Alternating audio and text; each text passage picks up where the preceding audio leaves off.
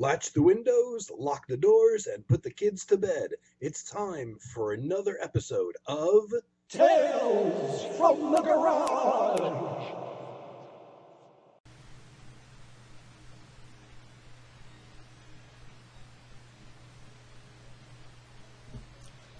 I just thought I would start out by showing you this little creature head that I've had for years, actually. I bought it, and I actually had it, this little Frankenstein head, hanging up at my old office job, and when I left, it was hanging on my desk. And when I left, I brought it with me.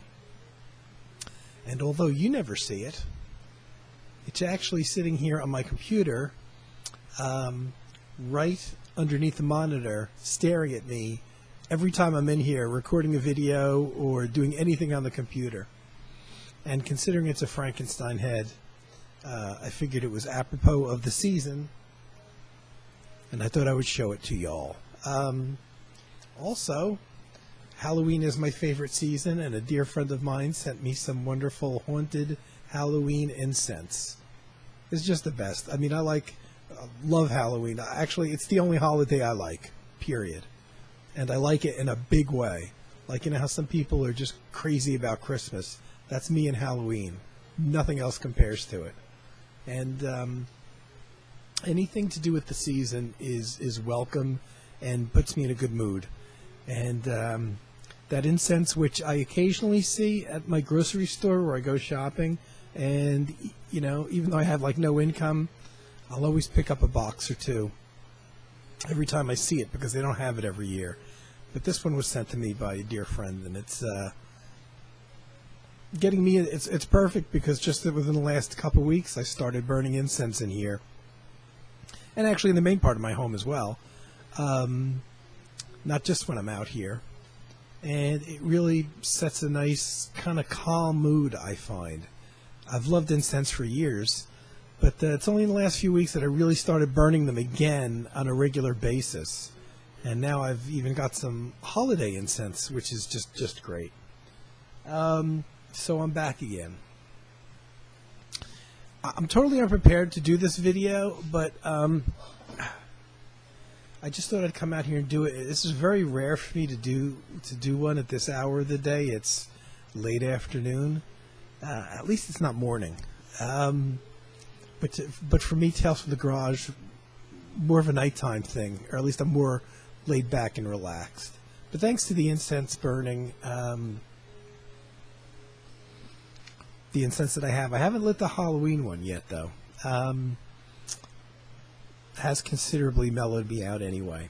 So I got some nice feedback about a couple people actually saying that they look forward to my Tales from the Garage.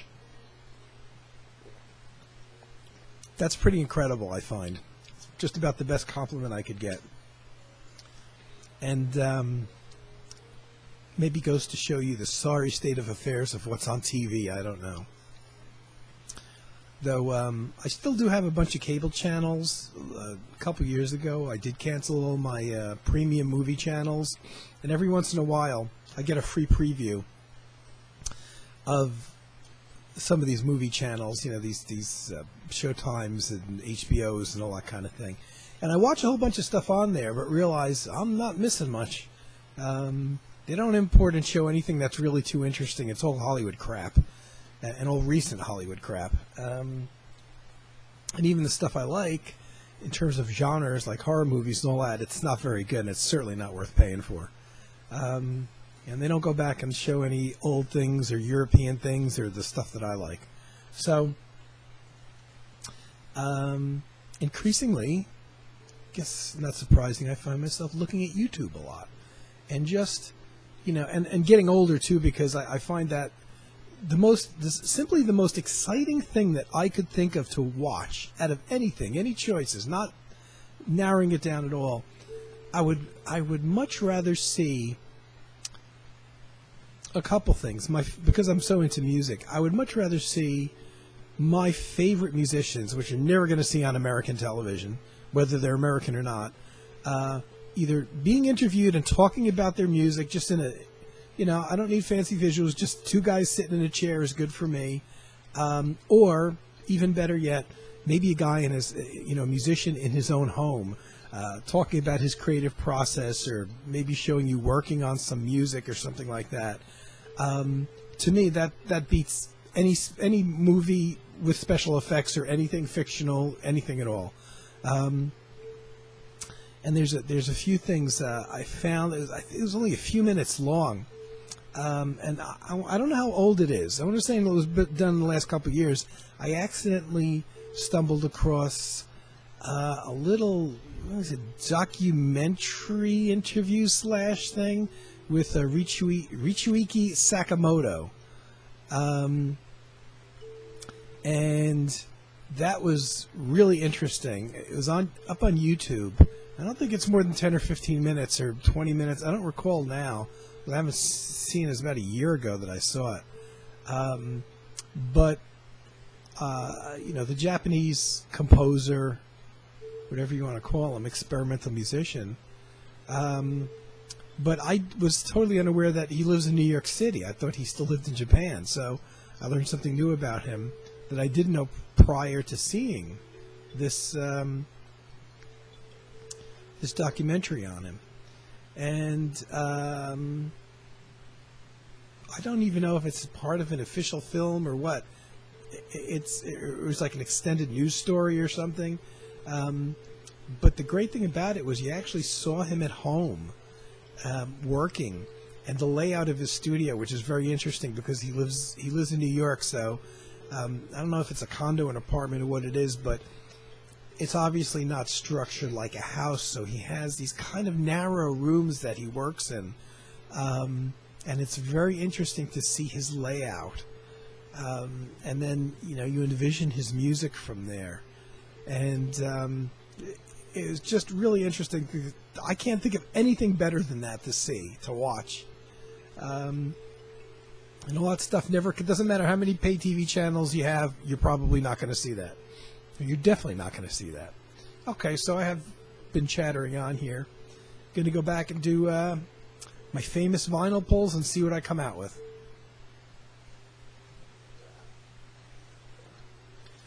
Okay, here's one that I thought I talked about. This is strange. I know I'm not putting these records back into the slot. I'm putting them up in the space above.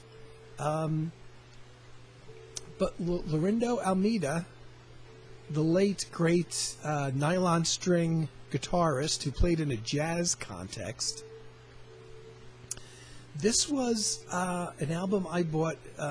This is when Concord Jazz used to have jazz. I don't know what the hell Concord Jazz is doing now. I don't think they don't even call it Concord Jazz anymore. They've gone the kind of R&B route, and it's fine, if selling these R&B record things are going to keep them solvent, but they pretty much have let most of their jazz catalog go out of print, so the label is almost completely useless now, sadly. And I just, every once in a while I check back on their website to see, but I don't see any reissues of the classic jazz stuff coming from there. I think this was my first album that I picked up by him. I did pick up a few videos ago. I selected another album of his. That's strange because there's only two of them back in the pile there. I picked out another one of his that I wish I had on CD. But this one I think I do have on CD, and it's a damn good thing because it's out of print. I bought this as a new release. This is recorded in September '79, so I must have bought it in 1980 when it came out. And this is definitely one. The title of it is called Chamber Jazz, and I would look this up on YouTube if you think you're interested in him at all, because it's a particularly good album of his. It is a small group. It's only a trio with Bob Magnuson on upright bass and Jeff Hamilton on drums. Now, Jeff Hamilton was one of the drummers that played in the LA4, which was the Los Angeles-based jazz group that Laurindo Almeida was the guitarist in, along with was it Bud Shank on saxophones and flutes, and I'm doing this from memory. Ray Brown on bass, I'm pretty sure it was. I should know because I've got almost all their recordings.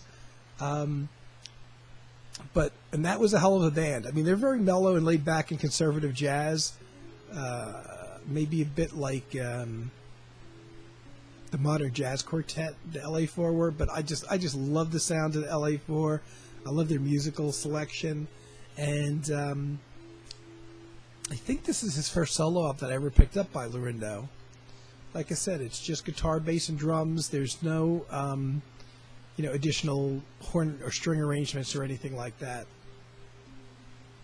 Does he do any originals here? Well, he does a Debussy piece, a Chopin piece, done all in a jazz way, a Bach piece.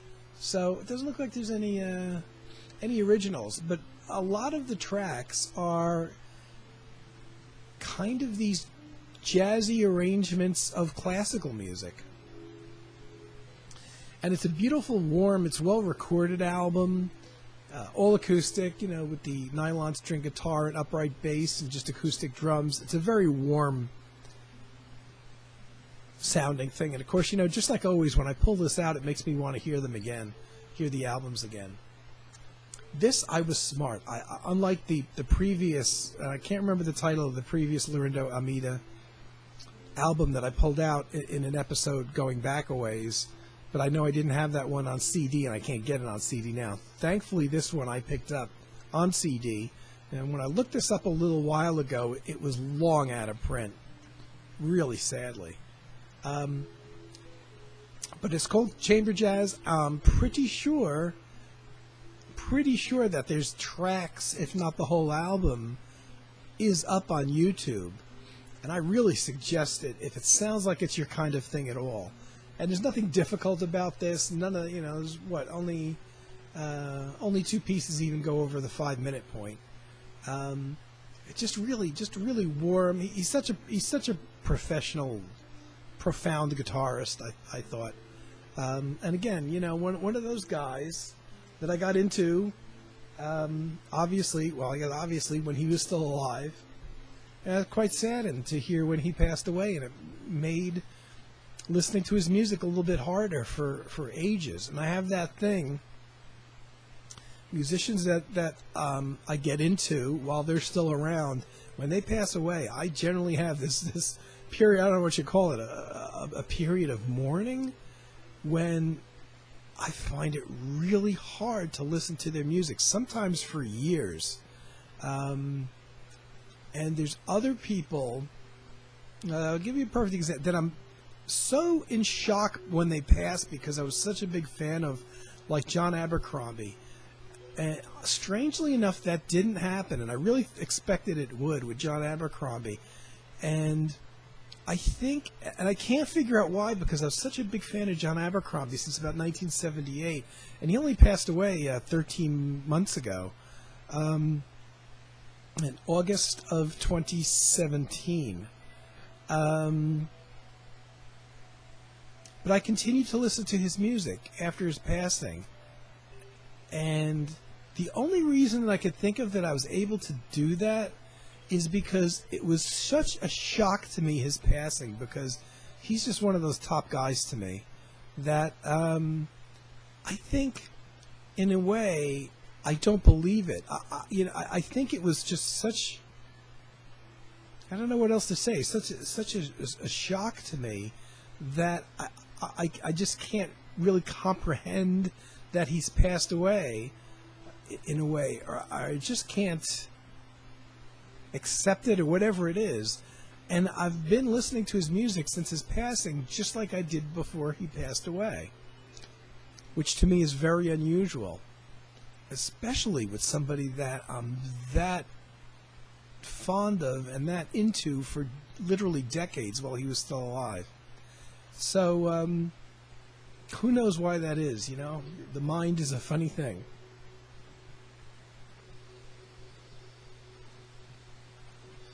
Am I in danger of not selecting any ECM recordings here? Here's one I didn't know was back there. And, boy, I've had this in a few different... Milestones by Miles Davis. What can you say? I was in a Miles Davis period heavily. just before the advent of CDs, and I have so much vinyl by him. And the strange thing is, I thought I had all my Miles Davis vinyl actually in one of my storage bins, because I got about, I don't know, 70 or so albums of Miles Davis back there, and I thought I had put all my Miles Davis albums all together, so I'm kind of shocked that there is any of them out in the back there. This was an interesting, say, unusual album. This is kind of in the period between his classic first quintet, which had John Coltrane on saxophones, Red Garland on piano. And Red Garland, I always say, is very underrated. Paul Chambers on bass and Philly Joe Jones on drums. And it has that entire group on here, but it's got Cannonball Adderley added on saxophone as well. So I think this was maybe toward the end of the quintet period here, when Miles ended up swapping out a few of the musicians, and this would be just before the Kind of Blue period, and kind of after all of the Prestige records, quartet stuff, which most of the original quartet stuff, the Red Garland, John Coltrane quartet, was on Prestige. It's classic albums, Working with the Miles Davis Quintet, Smoking with the Miles Davis Quartet, all of those.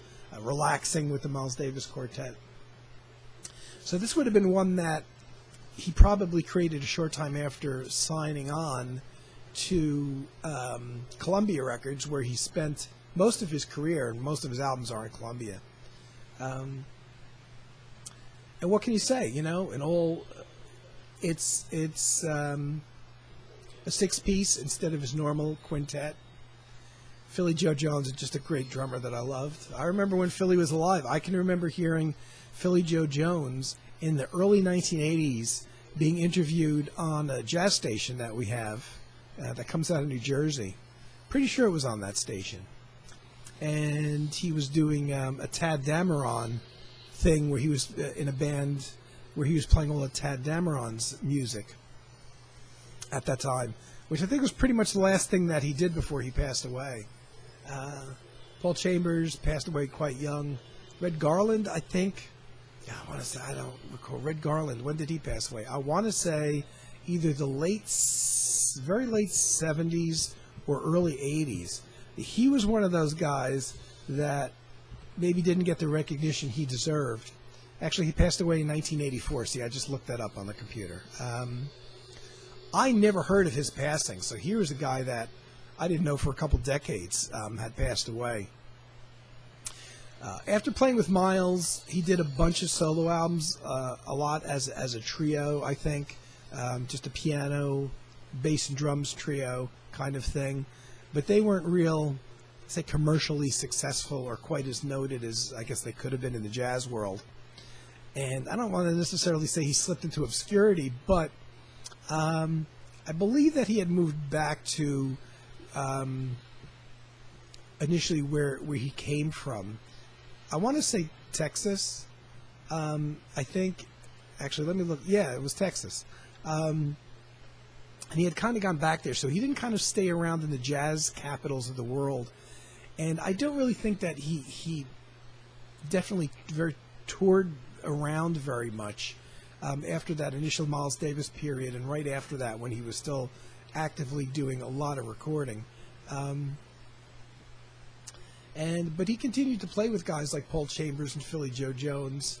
But when he passed away in 1984, I don't even think that the local jazz station even made mention of it, which was sad. And like I said, I didn't find out for 15 or 20 years after that he had passed away. But I always thought his playing was underrated. And maybe it's because most of his work was chordal in nature and more in support of the group. But to me, he was one of the gems in this first Miles Davis quintet. And what can I say? There's some standard things on here you would expect. Straight No Chaser, 2-bass hit, Dr. Jekyll, which isn't that a Jackie McLean tune? But this is just another, Miles at this point put out so many great acoustic jazz albums, and this is one of them. I'm gonna select another and see if I don't get an ECM this time.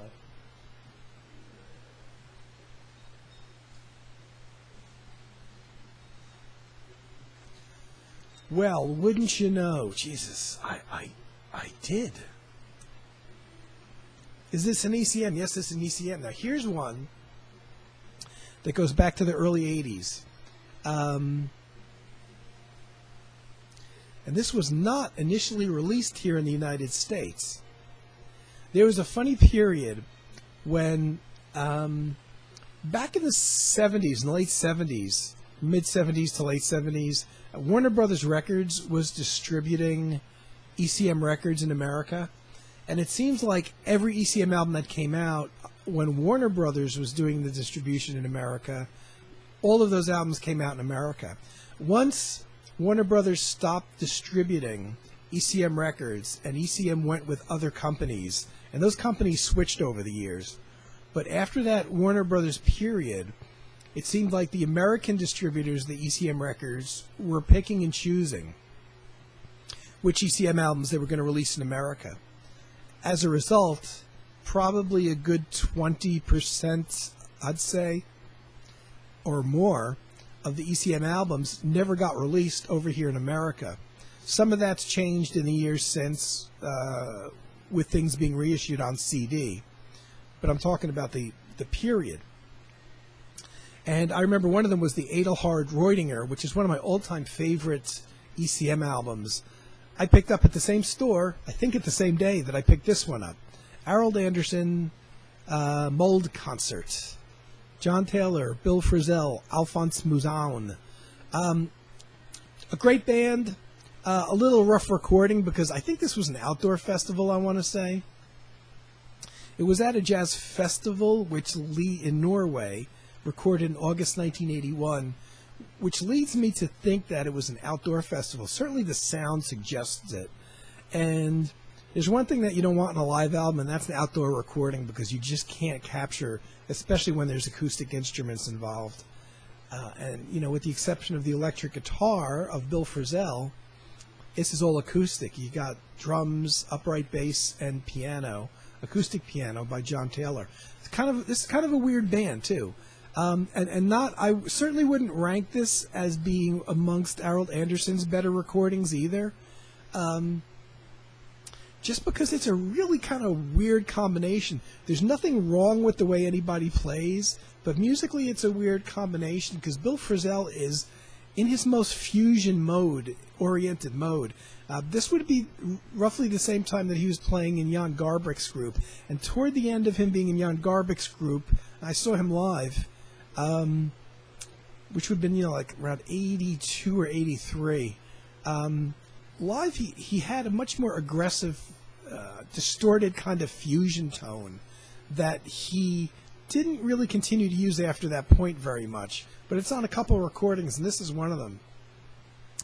And it's kind of weird to have that fusion-y, distorted guitar sound with upright bass and acoustic piano. It doesn't always work. It kind of sounds like there should have been a cleaner tone used with it.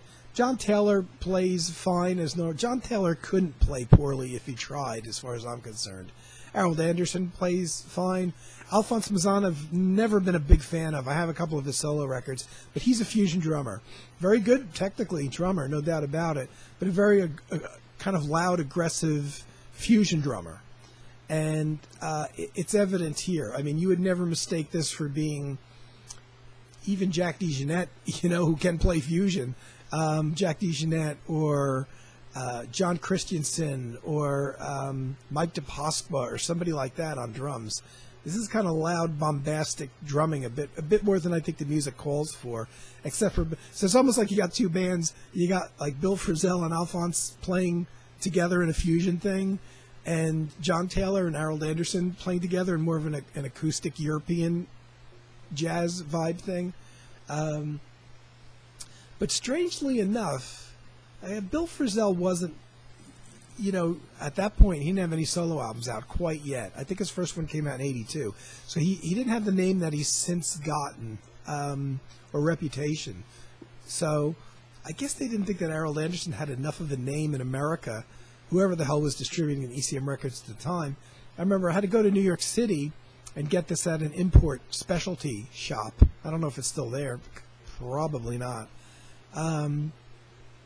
Where I spent a fortune one day there and got a whole bunch of import things that, were imports, were things you couldn't get in America. And even though I did have local stores that had import sections here in New Jersey, they tended not to carry really the ECM import stuff. Their import stuff was more along the rock lines. So in order to get these records at the time, you had to either go to a big city and a real specialty store like in New York City, or I guess maybe LA, or do the mail order route, try to find a place that specialized in jazz, which I did. I found one or two of them back in the old days. I'm talking long before the internet, where, I found a couple jazz catalogs that would have rare things and import things. And there's the band. It's not a bad recording. It might be one of the better ones, actually. I don't consider it a very good album in Harold Anderson's catalog, because he's really done a lot of exceptional albums. But many of his albums are extremely low key.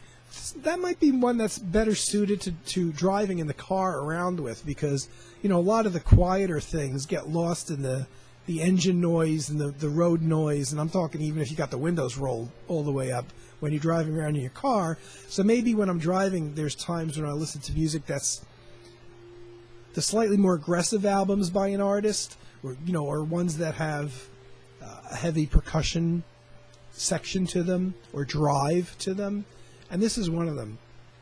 I might put this on in the car. I generally don't listen to it much at home. So once again, I don't really know if this video is going to come out, and I tried also recording simultaneously on my iPad, which is the way I want to go. But I have to get some kind of stand, because the only problem with the iPad is if I put it on the desktop, you get a nice view of my stomach, which you certainly don't need, and I can't put it any higher than that. So I have to get some kind of stand that I can put the iPad on to try to film on, in case these videos in this old computer decide not to come out. So, I was going to do another vinyl selection if I was sure that it were going to come out, the video were going to come out. But, I don't want to tempt fate, so maybe what I'll do is I'll cut this one now and, come back sooner and, maybe try to do another shorter one if this one comes out. And I'll just do another, video that's less than a half hour, sooner than I would normally have done it. So, anyway, thanks for the nice words that people have sent to me regarding my my videos, and I will be back soon to do another Tales from the Garage. I hope everybody's doing well, and I appreciate you guys' support. Take care. Tune in next time for more Tales from the Garage.